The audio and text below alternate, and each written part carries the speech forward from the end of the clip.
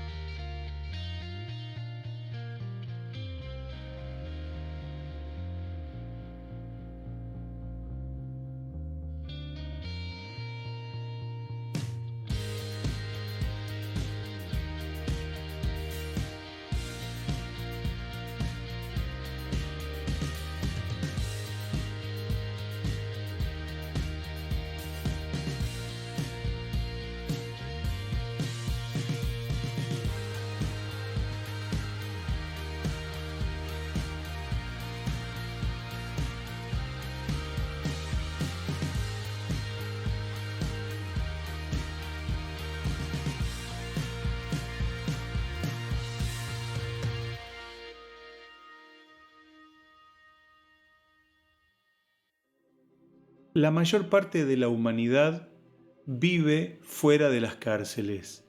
El porcentaje de los humanos que están en cárceles es muy pequeño. Sin embargo, vamos a ver que aunque las personas no estamos en las cárceles, muchas personas no se sienten libres. Y Jesús habló de esa libertad. Para eso me gustaría conducirlos al pasaje que está en el Evangelio de Juan, en el capítulo 8, desde el versículo 31 en adelante, podemos leer la siguiente historia que dice así. Dijo entonces Jesús a los judíos que habían creído en él: si vosotros permaneciereis en mi palabra, seréis verdaderamente mis discípulos, y conoceréis la verdad, y la verdad os hará libres. Le respondieron: linaje de Abraham somos, y jamás hemos sido esclavos de nadie. ¿Cómo dices tú seréis libres? Jesús le respondió: de cierto os digo, que todo aquel que hace pecado, esclavo es del pecado. Y el esclavo no queda en la casa para siempre, el Hijo sí queda para siempre. Así que si el Hijo os libertare, seréis verdaderamente libres. Sé que sois descendientes de Abraham, pero procuráis matarme, porque mi palabra no haya cabida en vosotros.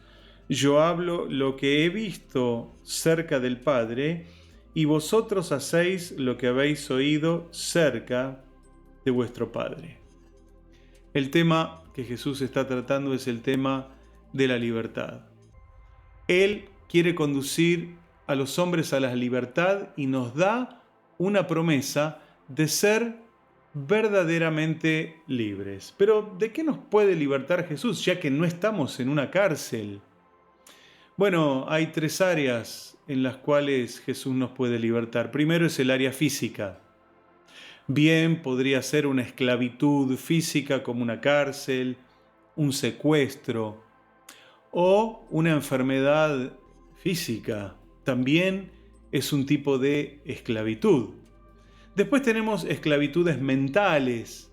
Son aquellas que tienen que ver con los traumas que las personas llevan en sus almas, los vicios que atan muchas veces por años y años o toda una vida a las personas, o los hábitos, malos hábitos o malas costumbres que a veces se pegan en la vida de los humanos.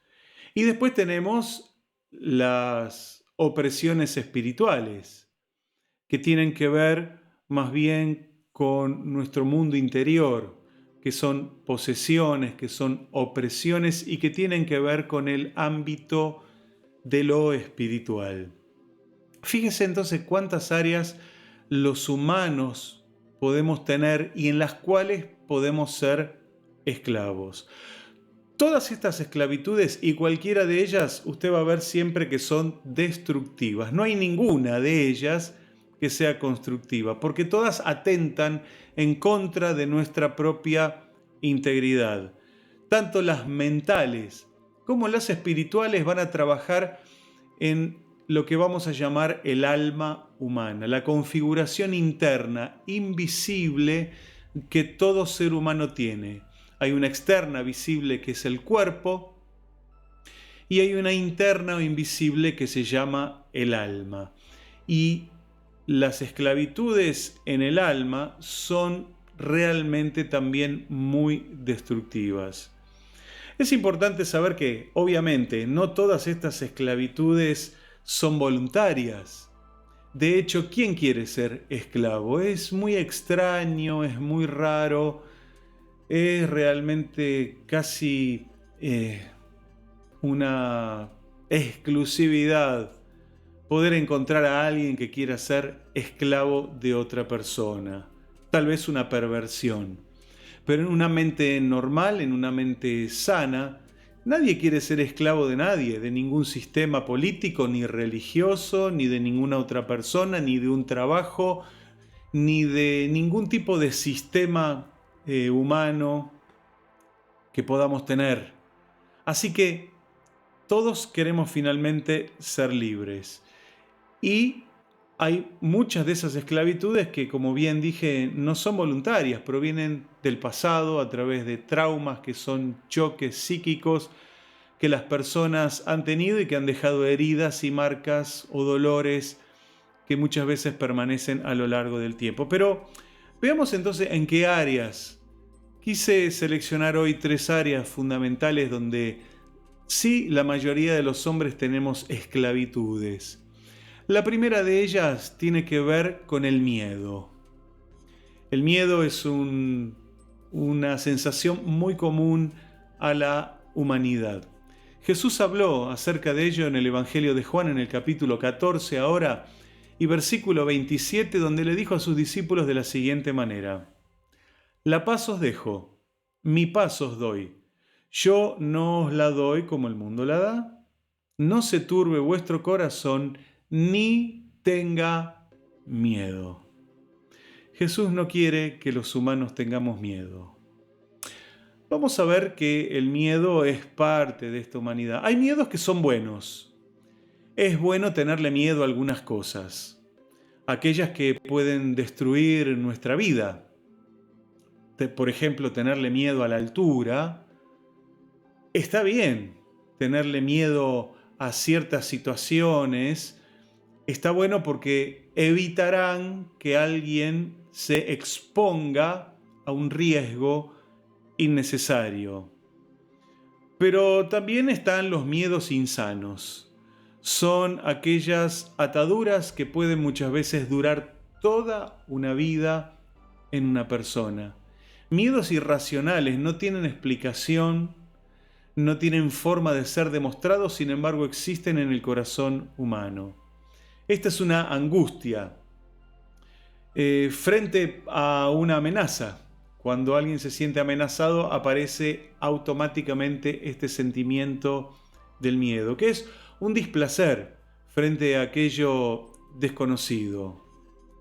Mariska Salomea Sklodowska, más conocida como Madame Curie, una científica polaca que trabajó con la radiación junto a su esposo, dejó una frase entre tantas muy importante que quiero citar en este día. Y ella dijo: dejamos de temer lo que empezamos a conocer. Y tiene una verdad subyacente esta declaración. Cuando los hombres comenzamos a conocer algunas cosas, dejamos de temerles. Es el temor a lo desconocido, el temor a ingresar a un estado donde uno nunca ha experimentado, pero a medida que uno va ingresando probablemente el miedo se va retirando de la vida. Ahora, ¿cómo empieza el miedo en una persona? Muchas veces el miedo empieza en la imaginación. Y esto ya nos toma desde que somos niños. Los niños tienen una gran imaginación. Y muchas veces el miedo se posiciona en la imaginación. Pero no solo para los niños, los grandes también nos imaginamos cosas. Aquí en Argentina utilizamos mucho la palabra manijazo. Es cuando una persona comienza a dejar que su imaginación quede libre, comienza a imaginarse, a pensar en cosas y en situaciones, y bueno, esto comienza a generar angustia. Muchas veces esa angustia se aumenta por la noche, cuando nos acostamos y dejamos de prestar tanta atención al mundo que nos rodea y comenzamos a enfocarnos en nuestro pensamiento y en nuestra imaginación, los monstruos, vamos a llamarles, se hacen un poco más grandes o enormes o inmensos en nuestra vida. Y luego cuando amanece, todo ese miedo comienza a aminorarse y a desaparecer. ¿Por qué? Porque la imaginación ha sido tal vez el actor principal en ese momento de nuestro día, que es el momento del descanso. Obviamente que el mundo espiritual actúa sobre esto, los demonios también agudizan y colaboran con la imaginación, exacerbándola, aumentándola, para que de esta manera también aumente la excitación y el miedo en el corazón humano. Pero no termina todo en la imaginación, luego pasa a la sensación. De la imaginación, nuestros cuerpos hacen eco y comenzamos a sentir también sensaciones en nuestros cuerpos. ese miedo irracional comienza a tomar otra importancia ya ahora a nivel físico y muchas personas comienzan a tener un sudor, a veces un sudor frío, o aparece torpeza al querer hacer las cosas, o en otros casos la parálisis, cuando una persona está realmente atemorizada, muchas veces queda paralizada. Y todo esto confirma muchas veces la sensación sospechada. Es como que nuestras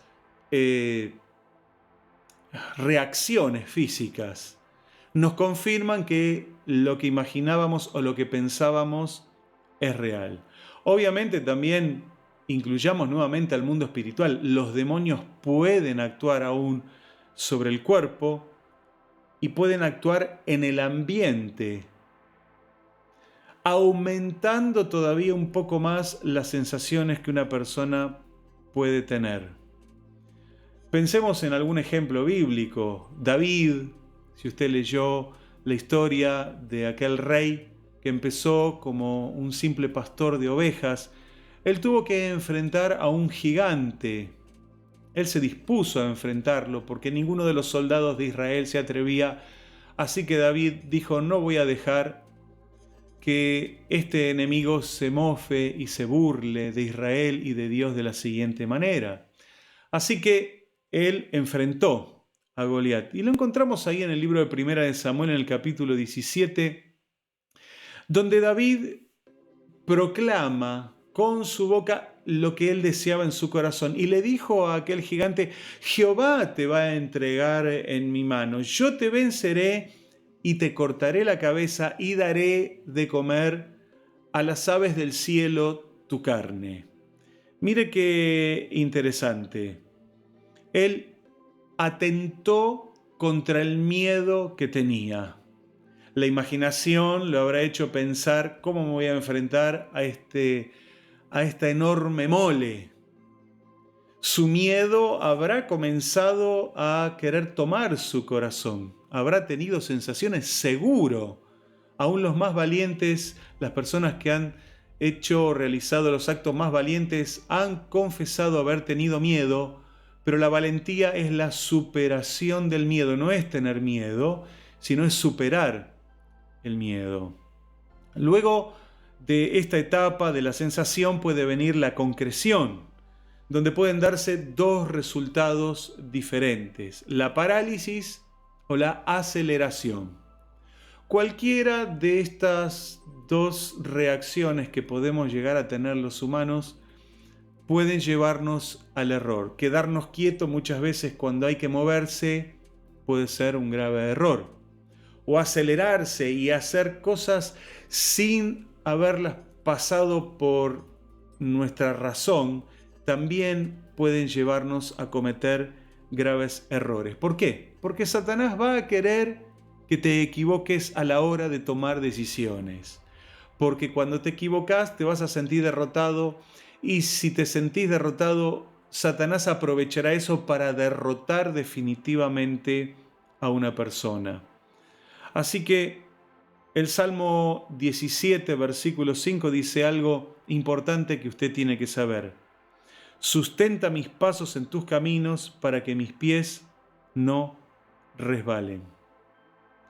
Esto quiere decir que uno tiene que tomar decisiones fundamentadas en principios y en valores que emanan de la palabra de Dios. No tenemos que quedarnos ni paralizados, ni tenemos que reaccionar de manera involuntaria.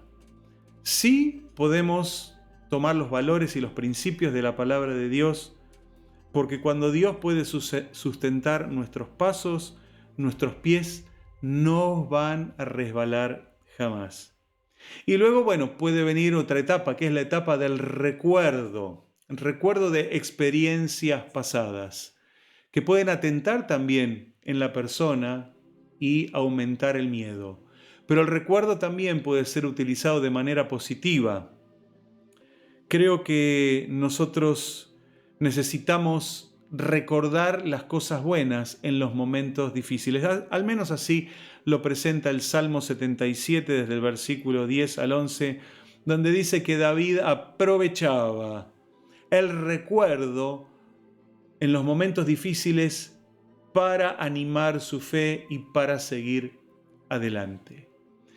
Fíjese entonces cómo uno debe de tratar con el miedo. Jesús dijo que Él nos haría verdaderamente libres, por lo tanto el miedo tiene que ser una de esas áreas donde Jesús nos tiene que librar. Segunda área, muy común en el ser humano, es el área de la culpa. La culpa es un sentimiento de deuda por alguna transgresión cometida, por algún error cometido. No es una condición natural, no fuimos creados para sentir culpa. Adán, por lo menos lo que nos muestra la Biblia allí en el libro de Génesis, no sintió culpa sino hasta después de haber cometido la desobediencia, que es el primer pecado en contra de Dios. Por medio de la culpa podríamos también hablar un poco como el miedo. El miedo decíamos que puede ser negativo y positivo. Bueno, la culpa también tiene evaluaciones semejantes. Puede haber una culpa positiva, que es aquella que siente el pecador por haberle fallado a Dios y que lo llevará al arrepentimiento. Pero también puede haber una culpa negativa, que puede hacer sentir a la persona condenada de por vida, que nunca va a poder ser perdonado por aquello que cometió. Hay personas que están atadas y atormentadas realmente por la culpa.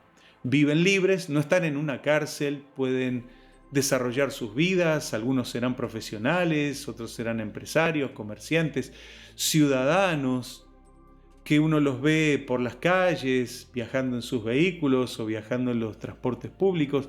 Sin embargo, son personas que están atadas y encarceladas en sus propias culpas.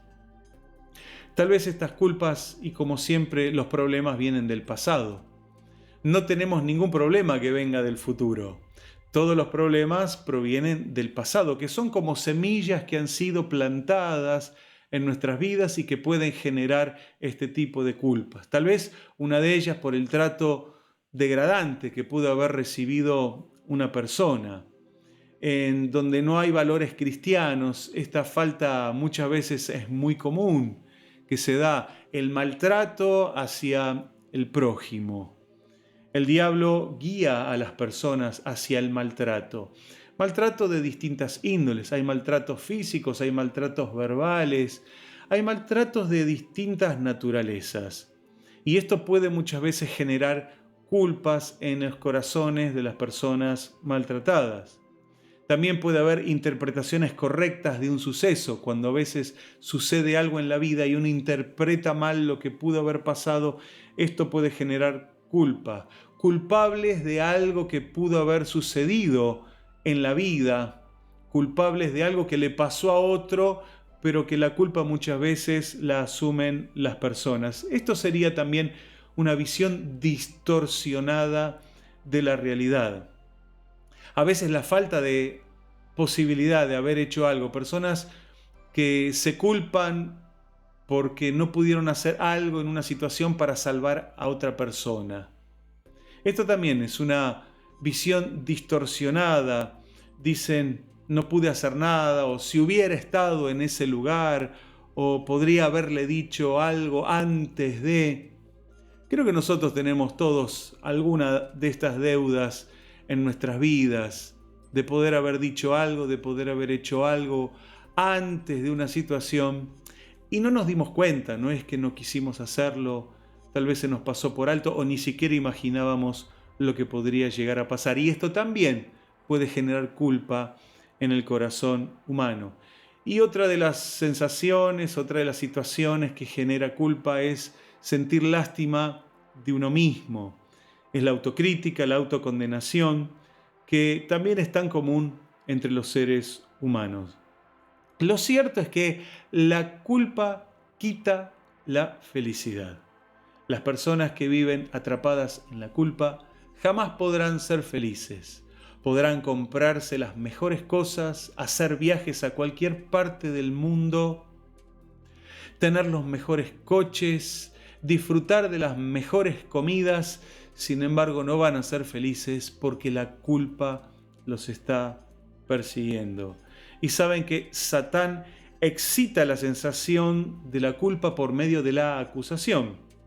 Así lo muestra el libro de Apocalipsis en el capítulo 12, versículo 10, que podemos leer juntos, donde dice: entonces oí una gran voz en el cielo, escribe Juan, que decía: ahora ha venido la salvación, el poder y el reino de nuestro Dios y la autoridad de su Cristo, porque ha sido lanzado fuera el acusador de nuestros hermanos, el que los acusaba delante de nuestro Dios día y noche.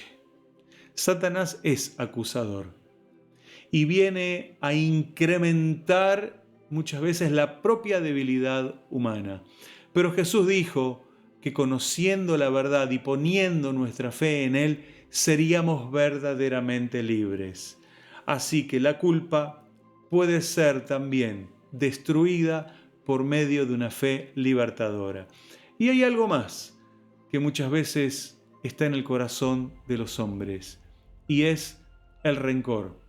Básicamente podríamos decir que el rencor es enojo. El enojo es algo normal en los seres humanos. De hecho, muchas veces aconsejo enojarse contra ciertas situaciones.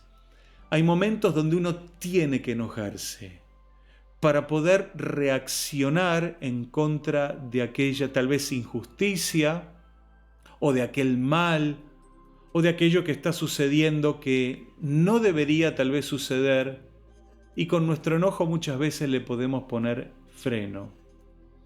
El enojo viene por expectativas no alcanzadas, y la Biblia nos autoriza a enojarnos. El libro de Efesios en el capítulo 4, versículo 26, el apóstol Pablo lo escribe y dice: airaos, o sea, enójense, pero no pequéis, no pequen, no cometan ese error de violentar la voluntad de Dios.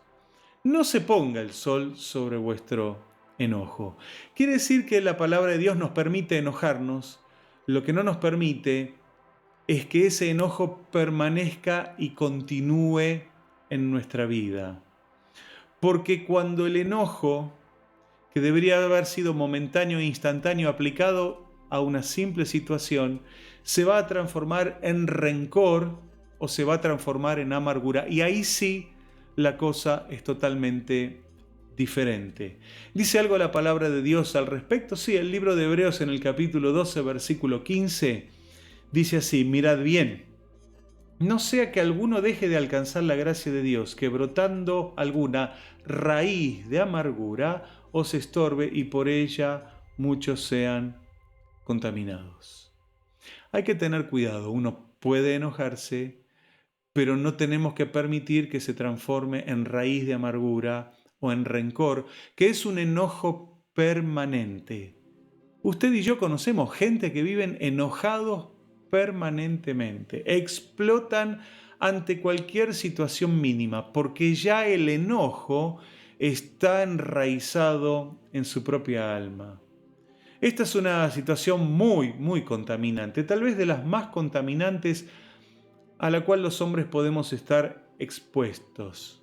Si decimos contaminante, vamos a hablar también de situaciones destructivas, porque aquella persona que vive en enojo continuamente está bebiendo veneno, que trabajará no solo en su alma, sino también va a terminar trabajando en su propio cuerpo. Entendamos que Satán es el promotor también del rencor. Él está enojado. ¿Y cómo no va a querer que todos los humanos también permanezcan enojados? Porque es una de las situaciones más enfermizas en las cuales los hombres pueden estar. El libro de Deuteronomio, capítulo 29, versículo 18, lo llama una raíz que produce hiel y ajenjo. Son dos de las sustancias naturales más amargas que los hombres pueden probar. Yo no sé si alguna vez usted probó alguna sustancia amarga. Hay algunas plantas que son muy amargas. En nuestro país hay una que se llama, espero que no sea una mala palabra en otro país latinoamericano o hispano, hay una planta que se llama achicoria aquí en Argentina. Tal vez tenga otro nombre en otras partes de América o en otros países hispanoparlantes. Pero es una planta absolutamente amarga. Y hay una hierba que también se llama ajenjo, que la nombra el libro de Apocalipsis de una estrella que caerá en las aguas y las transformará en amargas como el ajenjo. ¿Ha probado alguna vez alguna de estas sustancias? Realmente son espantosas. Yo he probado a las dos que he nombrado recién y realmente dejan un sabor muy feo y producen una reacción muy desagradable en el cuerpo. Imagínense, estas son solo sustancias naturales. Imagínense cuando la amargura se hace parte del alma humana. Continuamente una reacción hay en ese corazón, en esa vida, en esa alma, y que será, sin duda, en el paso del tiempo, destructiva. Al rencor muchas veces inclusive se lo demuestra con violencia. Además de ser un pecado, hoy también es un delito. Y estamos en una época donde estamos al rojo vivo con lo que llamamos la violencia de género, y realmente esto tendría que terminar definitivamente, no solo entre los diversos géneros y aún entre los mismos géneros. Tendríamos que terminar un poco con la violencia y comenzar a vivir de una manera bastante diferente. La Biblia nos ayudará a que podamos alcanzarla. Muchas veces ese enojo, esa amargura ha llevado al crimen. Tenemos una historia bíblica, la historia de Caín y Abel, donde encontramos el fratricidio, encontramos el asesinato dentro de la familia y lamentablemente fue en el primer ambiente familiar donde se vio este tipo de crimen y este tipo de pecado. No había existido antes, sino solamente dentro del seno de la familia. Así que esto es algo muy importante que los seres humanos tenemos que cuidar.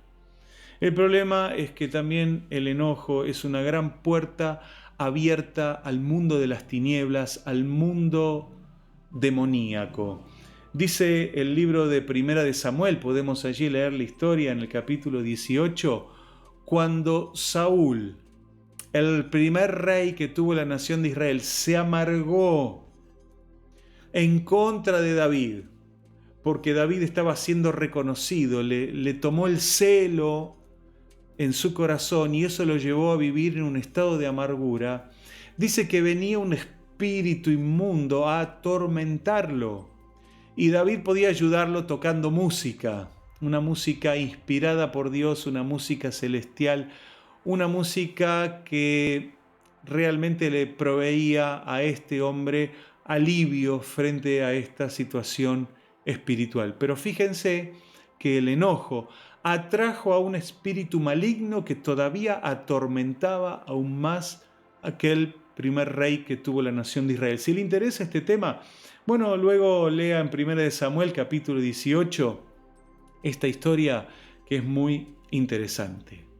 Ahora bien, Jesús dijo que nos haría verdaderamente libres. Y estas son solamente 3 áreas de las cuales Jesús nos puede libertar. Hay muchas áreas más donde Jesús viene a libertarnos. Podría nombrar también a libertarnos de la ignorancia, porque mientras seamos ignorantes vamos a ser presos o de un sistema o vamos a ser presos de una religión o de una manera de pensar. Jesús viene a traernos libertad y libertad absoluta. Hoy hablamos del miedo, de la culpa y del rencor. Simplemente estas 3 áreas que son tal vez de las más importantes y que la mayoría de los humanos puede llegar a experimentar.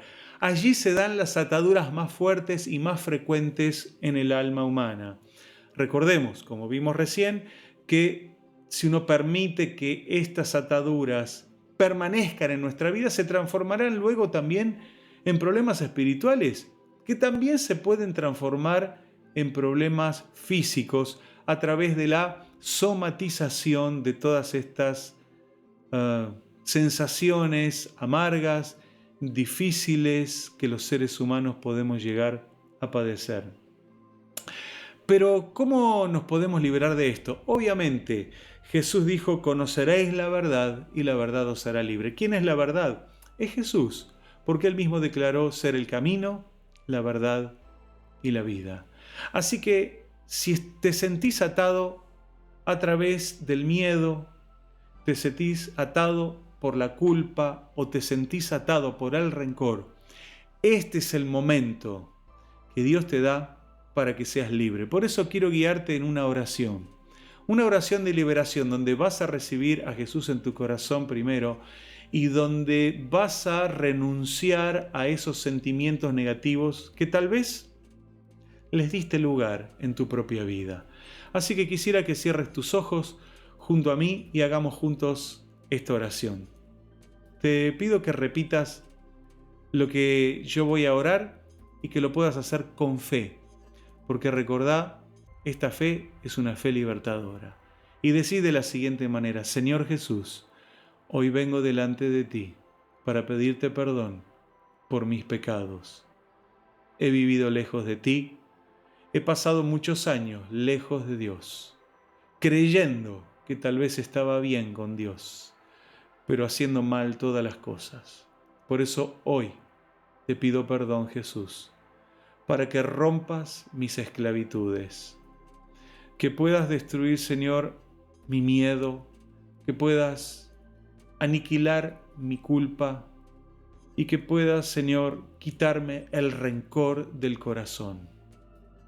Por eso yo pongo mi vida en tus manos y te confieso como mi Señor y mi Salvador. Hoy, por medio de esta fe libertadora, me transformo en un hijo de Dios. Yo recibo la salvación en mi corazón y la proclamo con mi boca. Jesús es la verdad y Jesús me hace verdaderamente libre. Gracias por romper mi atadura, por abrir mi cárcel, por romper mi cadena de esclavitud. Hoy confieso que soy libre en el nombre de Jesús. Amén. Si una cadena como la que tenemos aquí detrás te ataba, bueno, quiero decirte que hoy Jesús te hizo verdaderamente libre. Si pusiste tu fe y tu confianza en Él, a partir de hoy tenés la libertad, sos una nueva persona. No vuelvas atrás, busca la fe, seguí pidiéndole a Dios, lee la Biblia y serás completamente libre por todos los años que vienen por delante. Que Dios te bendiga.